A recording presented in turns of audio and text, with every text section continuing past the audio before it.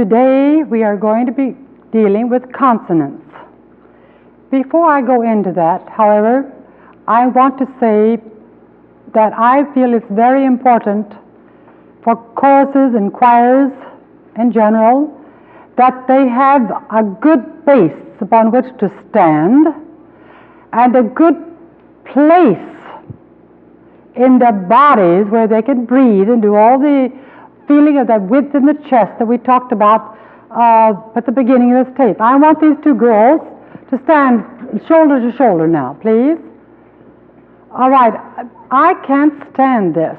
I cannot stand this sort of a feeling of being jammed into the next person I'm singing with if I'm in a choir. I want space where I can feel my rib cage wide, my feet are wide, so I have a base upon which to sing. You'll get a lot more tone out of your choir, a lot more control, and everything else that goes along with it, if you'll give them space to breathe and space to stand.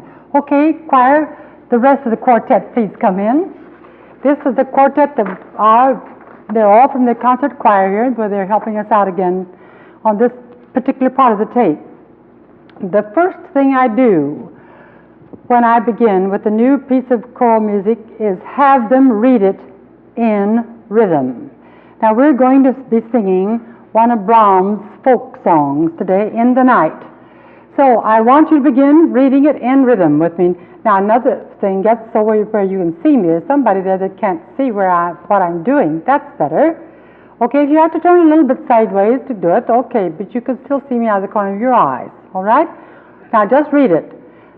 At midnight deep, the world asleep, a mournful voice is singing, and breezes soft its echoes waft, to me strange sadness bringing. All right, this is all chordal, and it's in English, so it is not important that we go all the way through this, reading it. But when you get a group of people and you're going to sing something that goes rapidly, and if they're trying to sing the pitches and they're not good sight readers, and how many people do we have in our choirs that can't read by sight? You have to teach them by rote. All right, they cannot read the line that they're singing and speak it without losing an awful lot of your time. So I always take time to get them to read it in rhythm. Sopranos, altos, what have you. If there's a spot in there that's a little bit tricky, I stop and let them read it.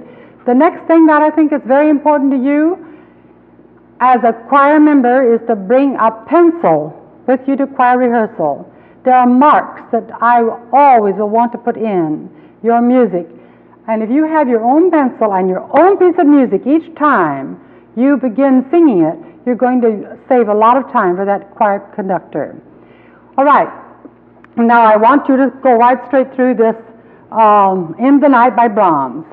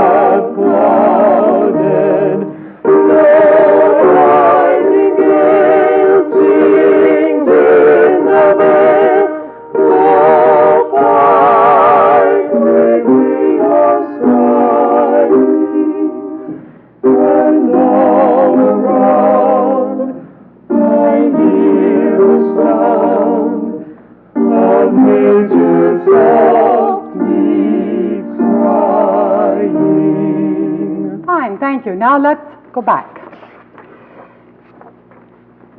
The first word we have in this text is at. And we were talking on the last part of the tape, just before this, about our short vowels. This is one of them, at. It is at the beginning of a phrase. And remember, when a phrase begins with a vowel, the jaw is not set as you sing it.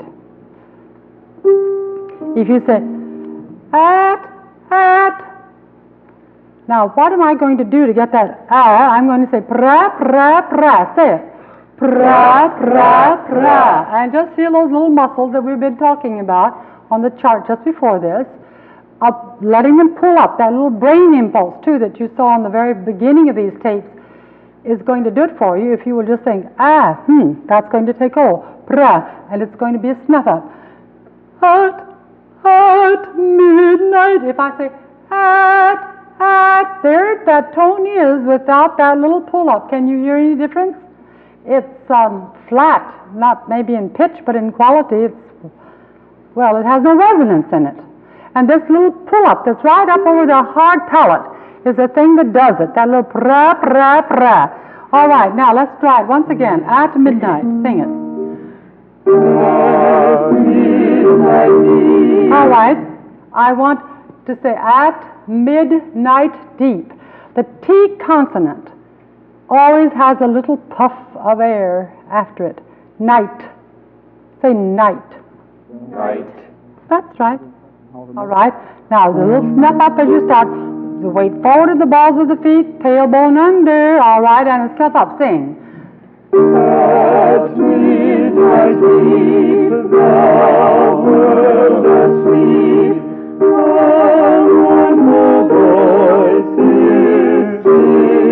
all right, now Brahms has two little staccato marks over those mournful voice is. Now he's put that in there because he wants a certain color. How do we get it? Do you remember the little snuff zo exercise that we did in the first part of this tape? All right, it's what I call a suspended breath. Mournful, mournful, mournful. It's just a little, I do it from the lower part of the spot. I know that isn't one muscle down there when I say the muscle. It's the whole lower part of the abdominal area, but that's where your control comes in when you want to suspend the tone. That's what you're doing here. Let's try it just once again. At mournful voice. Mournful, I beg your pardon. Mournful, all right? Now it's a snuff up, all right? mournful voice is singing. Right! Now that has a nice new quality in it. New tone color. And that's what he wanted. All right. Now, and breeze is soft. All right. There you start again with that lovely short A. And pra, pra, pra. All right. Snuff it up. And the breeze is soft, its echoes waft to the strange sadness breeze. All right. I heard this. Sadness. There wasn't any of that in it. Sadness. That little pra, pra, pra, and pra, think it. All right. Do you know people, choir directors, you may think this is taking a lot of time, but you only have to do it 2 or 3 or 4 times at the beginning of the season, and they're going to get the idea that it's all going to be up there where that pre is. And you say, snuff ups, and they'll think, whoop, there they go, pre, and it'll go right up. Okay, now let's go back and think of that before you sing that sadness. There's 2 vowels, there, okay? To me. Sing. To me strange sadness breeze. Try it once again. Now think. Just concentrate. Ready? Sing. To me strange sadness breeze. Better. Go on. Within eyes the tears arise.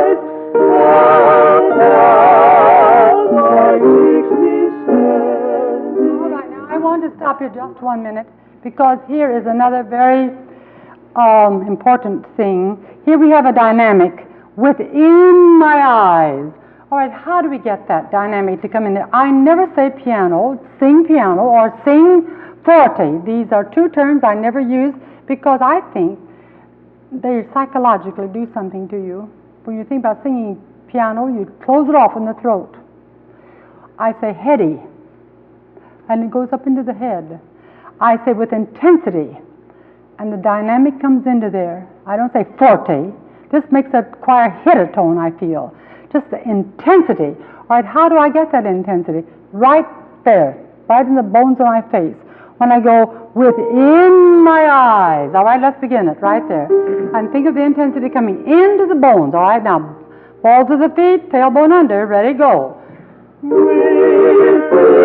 my eyes, the tears arise, and down my cheeks descend. That was beautiful. And it was easy, too, wasn't it? It felt good. All right? Okay. Now, there's another little spot here that it is so important. When you have an interval like you have here from B flat to F, sopranos, if you put that consonant down on the bottom of the B flat, the bottom before you go up to the F, instead of down, put the D up on the top, it will be some, and down, it'll go up there so easily. Let's try it right there, and down. Now that's 2 D, so don't say and down, it's just and down. Okay, let's do it. Sing it. And down my cheeks descend,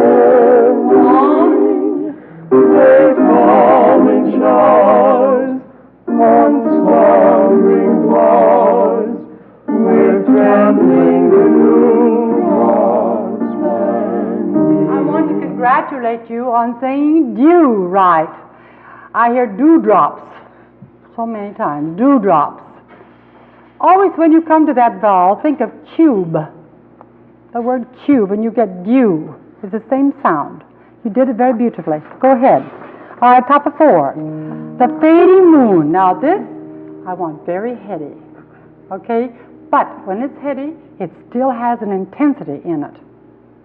Okay, all right. Now, how do we sing a heady tone, by the way? We just let it go up the back and right over the front. Just like that. It's just so heady that it just floats up there. That's all. Okay, the fading, all right? Sing. The fading moon will vanish soon, and light my sorrow shrouded. All right, I want to congratulate you on another thing. You did a beautiful job when you said her. Her light. I didn't hear any her.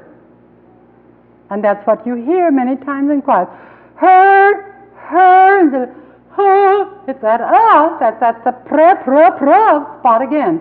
Her, and it went up there. You didn't think about it. See, I told you so. Okay, once again. Her light. Ready, sing. Her light my sorrow shrouded. So those are staccato. Raw. Dead. Once again, her.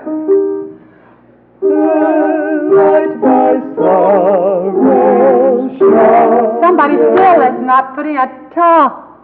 There's just one voice there. And when I hear that, I never look at the direction where it's coming from. I always look another direction. Okay. Her light. Go ahead. Once more. Her. Sing ha. All right. Light my sorrow shrouded.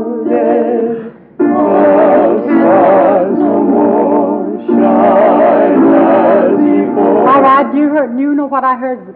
Stars no more, no more, no more. Stars no more. Now that is that little zo exercise I gave you with the suspended breath in the middle. How do you get it? By that lower hook muscle. You suspend that breath just by using that hook muscle and sing stars no more.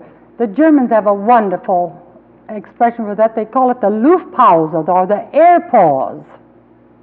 which is between. That is a consonant and well, the two consonants that go together, and they're making zmore. Stars no more. Now let's try it. The stars, all right?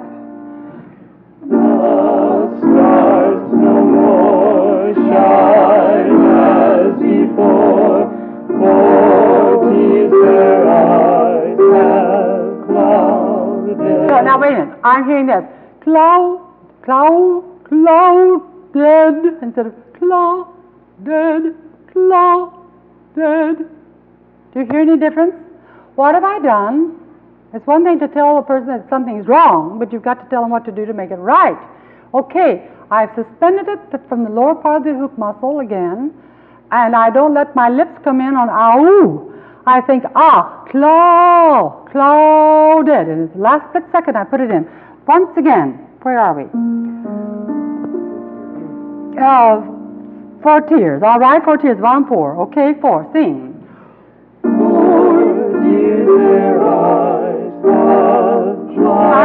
I'm still hearing that connecting tone there. One of yours is still not getting off of it. Now suspend that tone. Try just once again, please. 4, sing. 4 tears their eyes have clouded. There, I got it. Go on.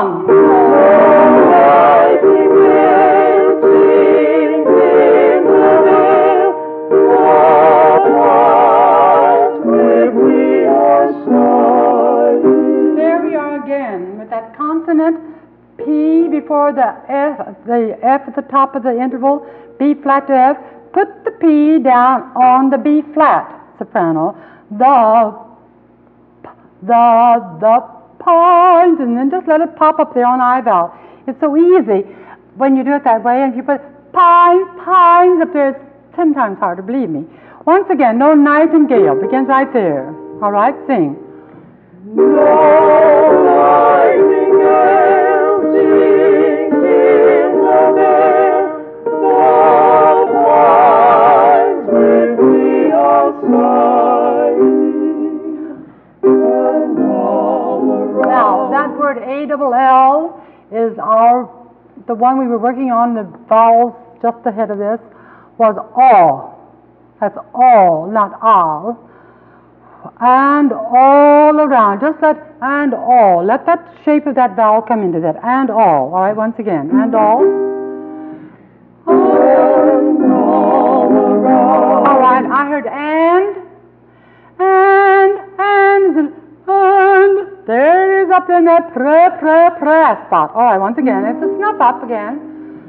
Right. All around, I hear the sound of nature softly crying. All right, the word is nature, not nature. Nature. Once again, right at the end of it. I hear, ready, sing. I hear the sound. Let's start once again there. I hear, right before, got it? I hear the sound. Now, wait a minute. This is what I'm hearing now. I hear. That R is crawling in there on the word hear. Think I. It's a diff song, which we'll be getting into in a minute. We got into it, the first part of this tape, in fact. All right. I hear that here. Don't let the tongue get into it. I hear, ready? Sing. I hear the sound of nature softly crying. That's right. That's it. Now, many times I am asked about registers. I don't talk about registrations in voices. I talk about where the tones sit in certain ranges, is how I put it. In the middle, go back to the very beginning of this. Alto, please. You're down on an E flat. At midnight deep, the world asleep. It's all on one pitch. And I want to bring out two things in this little spot here. Number one, all of those tones that are down below A flat down come right into the teeth. And you feel a lot of chest bone underneath them. At midnight deep. And also when you're singing the same tone, on the same pitch, on one word after another, the jaw has to move. At midnight deep. All right, will you try it alto, please? At midnight deep, the world is... Right, that's very good. See, your jaw was very loose on that. All right, let's go over here to the top page 3, baritone. Here's another little spot that can be tricky. It's up on an E flat, within my eyes. Now that's an I vowel. Pre, with. Let your mass just help you with it. Right up in that pre spot. All right, with. Get the body under it. All right, sing it. Good.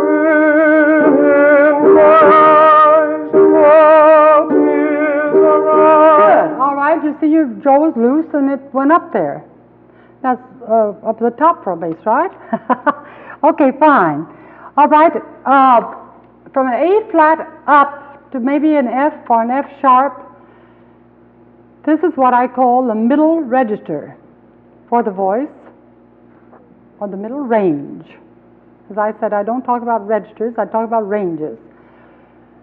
In that area, the jaw does not drop as wide as it does below it and above it. When you're going up to your F sharp, G, what have you, regardless whether you're alto, tenor, or bass, soprano, or what, the jaw drops wider in that upper range than it does in the middle range. Now, let me see here if we can pick out something that's right quickly. Within mine eyes, right at the top, page 3, there you are, sopranos, within my eyes, the whole quartet there, please. All right, within. All right. Within my eyes, the tears arise. Now, just for fun, will you drop your jaws? That was very beautiful, what you just now did. Just drop your jaws there, within my eyes, and see if I'm right or wrong. Okay, now, drop your jaws, just sing it. Within my eyes, the tears arise. Can you feel any difference on the inside of your throats? You certainly can. That's what I'm called, it's out of balance when you've done that. Within my eyes are teardrops. This within my eyes, it just spins up there when you don't drop too wide in that middle register. It's very important. Okay, now, thank you very, very much. We are going to be dealing now with consonants. And I would like to bring in a quotation from Dr. Frankie Miller's book again, and he is the one that created all these exercises scientifically that you've seen on these tapes. His quote is, "The consonant is the lead out for the vowel and is of vital importance." Now today I want to show you what I'm talking about. When they are done easily, they are wonderful lead outs for the vowels. If they're not done correctly, they will block the vowel. The M consonant, for instance, when we say mother, we pull our upper lip down, usually. In singing, if you do that, you're going to lose that wonderful space right up above here that we've been talking a great deal about today. Mother, mother, mother, mother, mother. You can hear it, you can see it. Mother. I feel like there's air up underneath my upper lip. When we have a double consonant, double M, and we have many of them in German, like Himmel, that consonant has to be voiced. And I feel just like it's a hum. Himmel, Himmel. You cannot get by in Germany by saying Himmel, Himmel. They won't have it. Himmel. It's a beautiful sound, but don't press your lips. Himmel. That's pinching your lips. Don't ever tighten those lips. Just leave them loose. All right? The other consonant, which is the one we pull down again, is B, B. When I said I pull my upper lip down. When I sing it, I don't dare do that, or I pull it right out of the space. B, B, B, B, B. You can hear the difference and I can feel it. The same way with the P, peace. We pull our upper lip down instead of peace, peace. Peace, pace, pace, pace, pa, pa, pace. I feel like there's air up underneath my upper lip. Now the L is a real problem if you let it be, and it's so wonderful if you don't let it be your problem. The jaw and the tongue always go together on the L consonant. Like, if I say like, my tongue is up, my jaw is down. You can hear the difference, can't you? Like, I'm still getting a good L. Like. The D is the same. The D, the tongue is up against the gums right behind your upper teeth. Did. I can feel that back here in my throat when my tongue is up and my jaw is down.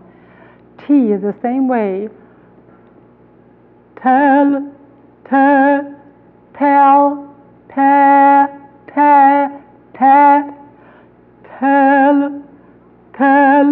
All right, we have in our Italian, we have bella. Here's the German, alla, bella. In the Italian, you have to voice that double L. Bella, bella. It is so beautiful. Bella, bella. It isn't. And it is not good Italian. You don't tighten that tongue when you sing that L. You say, bella's back here. And it's not going to sound well at all. Bella, bella. I feel something working right up on my mask. And I feel my tongue very wide across the tip and very soft. Bella, alla. Bella, alla.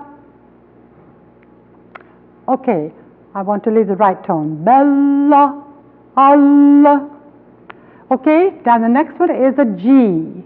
That consonant wants to go back on the back of your tongue. Give. It must not go back any farther than that first molar tooth. Give. Do you hear that difference? I feel it back here. Give, get, gave, get, back on the back. The same way with the J. Rejoice. It's in front of that first molar tooth. Rejoice.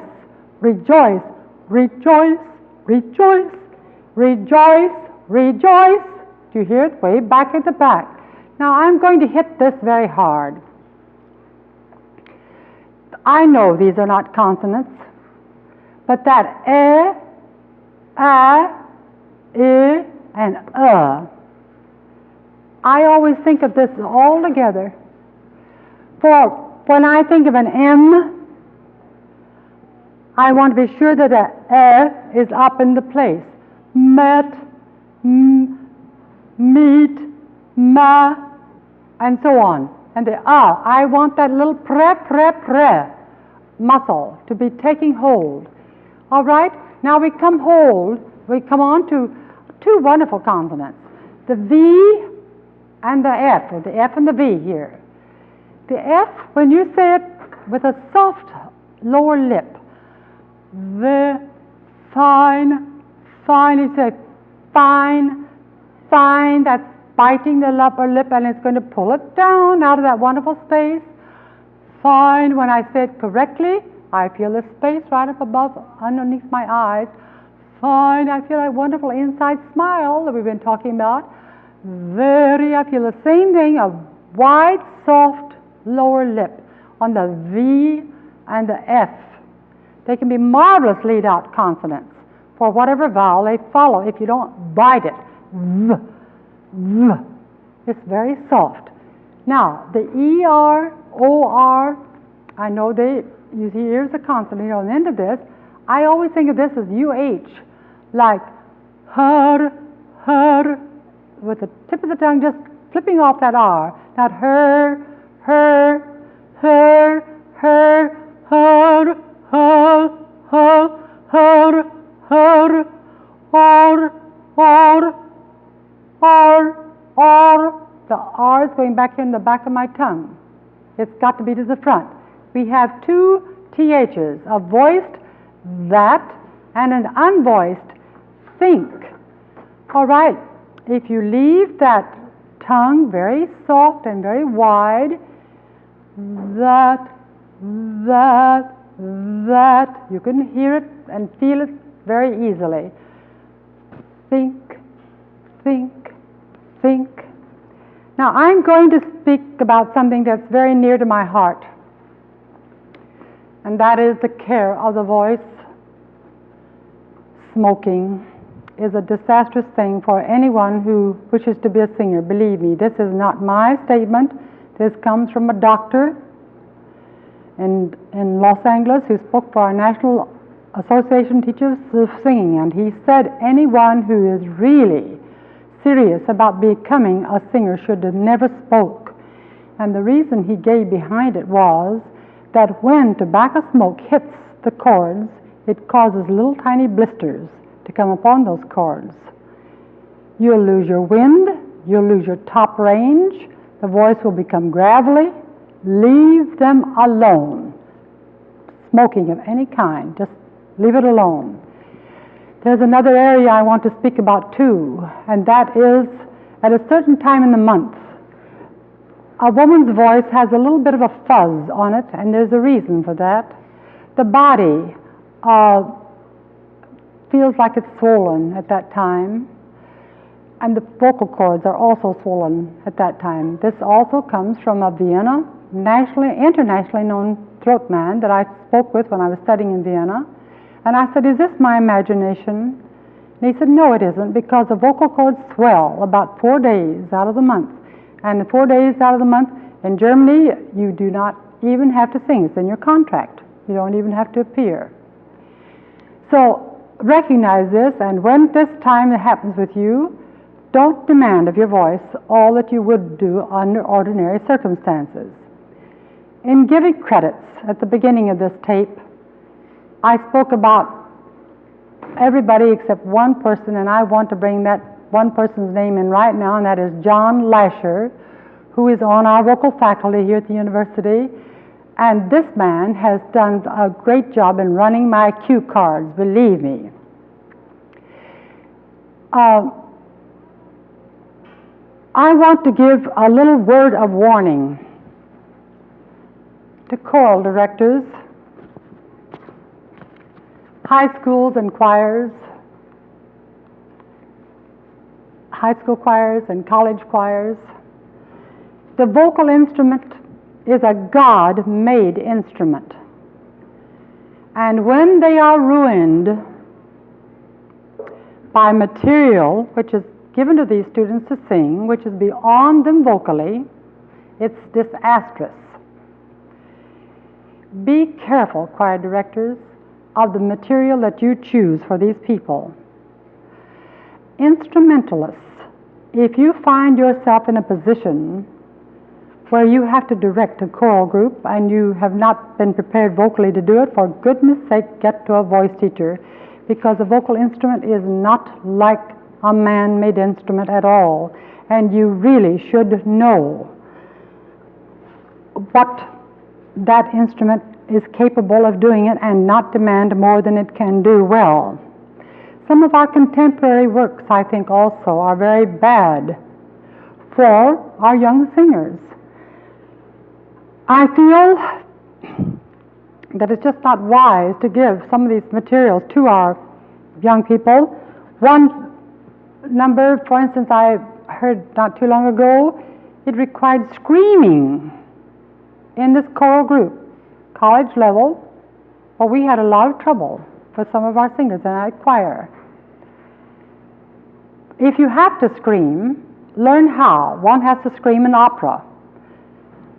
I'm going to show you a little thing right now, which I do. It's right in my nose.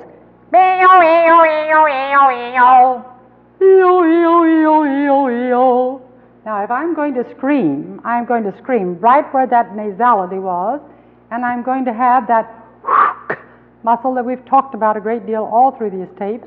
It's going to be under me, and I'm going to scream. As I don't go, I've cried. That's where it hits. And with support underneath it. And then you won't ruin that voice. One time when I was singing in Nuremberg, Germany, after the concert, I went up to the pension, and in the lobby sat a man. He began talking to me and telling me how much he had enjoyed the concert, and he said, "You'd never dreamed that I was once one of the leading Mozart singers here in Germany, would you?" And I said, "My gracious, no, what happened?" "I ruined my voice by screaming during the war, and I've never been able to talk or sing. I split the vocal cord." Cheerleading. We used to call them yell leaders when I was in school. Yelling, I think, is a better word for it.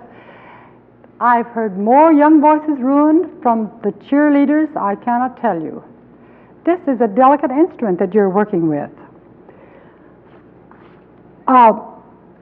When I had a girl one time come to me she was a junior in high school, and I was teaching in a college. She asked to I heard her voice. It was a beautiful young voice, had a lovely high C and nice even range. She asked me to keep room for her on my schedule the next year. I did. When I got back from New York that summer, she called me on the telephone and she said, "I have ruined my voice. I can't even sing an E flat." I said, "What on earth have you done?" Well, she had been to one of our big music camps. And I'm saying this with all the love that I know how to say in my heart. You people that are running these big music camps and are demanding these young voices that have never had any voice lessons to sing 6 and 7 hours a day, sometimes out in the cold night air, are really doing them great harm. Believe me. It took me all year to get this girl back to, well, not even quite where she was when she was a junior. Sometimes these can be completely ruined in just one summer's term. So think about what you're doing with these young voices. One student told me of a choir big contest that they were in, and when they finished getting ready for the choir production, they'd been singing 6 and 7 hours, their throats were killing them. The teacher went out and got some kind of a prescription and sprayed all of the throats so they wouldn't hurt so bad so they could get through the performance. This is just criminal. Don't do that to your young people, please.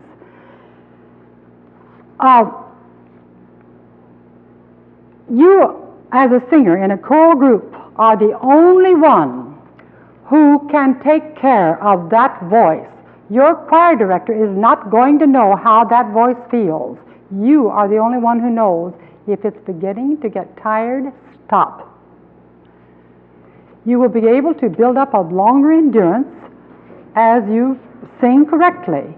But until you do, don't let yourself become over-enthusiastic and overextended.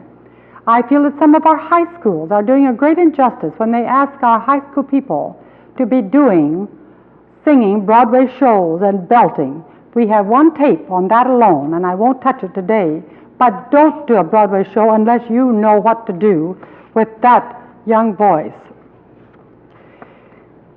Let me close this by saying the talent we have been given, be it great or small, is God-given. We had nothing to do with it. With training and development of skill in our singing, we will be able to express more fully the meaning of the texts. One of our greatest composers, Johann Sebastian Bach, wrote at the top of every one of his compositions this quote, "Only for the glory of God," end of quote. When we use this God-given talent for God's glory and not ours, it will always be a blessing. Let us be channels through which this gift from God may flow.